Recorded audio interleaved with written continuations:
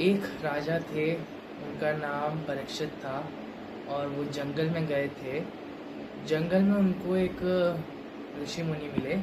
वो अपनी मेडिटेशन कर रहे थे एक चीज़ के लिए, और वो अपनी तपस्या में इतने लीन थे कि उनको महाराज की आवाज़ ही नहीं पहुंच रही थी उनके कानों में।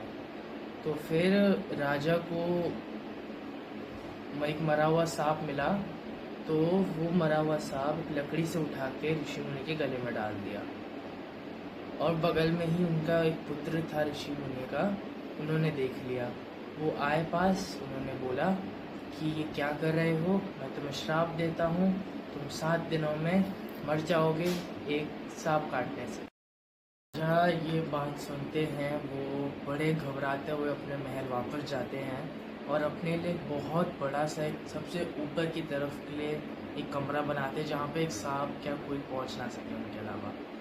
तो अपने सारे सेनापति जितने भी उनकी प्रजा थी, मतलब गार्ड्स है ना, उनको बोलते हैं कि ऊपर किसी को भी नहीं आने देना है, चाहे कुछ हो जाए, ना ही कोई सांप, ना ही कोई जानवर, ना ही कोई इंसान, है ना।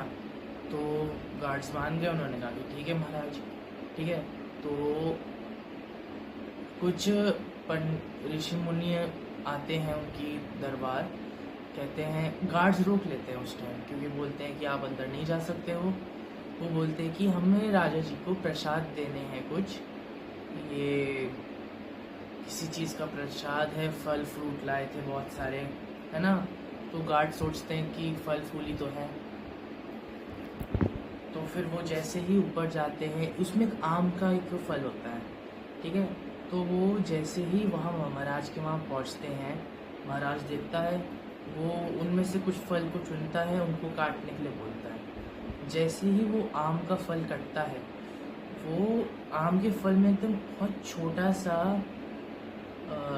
सांप के जो क्या नाम था, ब्राह्मण ऊपर जाते हैं फल फूल लेके, प्रसाद लेके। तो वो जैसे वो राजा के पास पहुंचते हैं, राजा बोलते हैं तुम लोग कौन हो। महाराज को फिर वो बोलते हैं कि महाराज हम आपके लिए फल लाए हैं, प्रसाद लाए हैं। तो महाराज अपनी पसंद से कुछ फल चुनते हैं, उसको जैसे ही काटने के लिए कहते हैं, उसमें से निकलते हैं दक्ष का राजा सांपों का। जैसे ही वहाँ पे फल काटना स्टार्ट करते हैं प्रसाद के रूप में, जैसे ही फल काटते हैं उसमें नागों का राजा दक्ष बैठा होता है छोटे से कीड़े के रूप में। फिर वो जैसे ही आम काटते हैं, उस बाहर निकलता है और सीधा महाराज को काट देता है।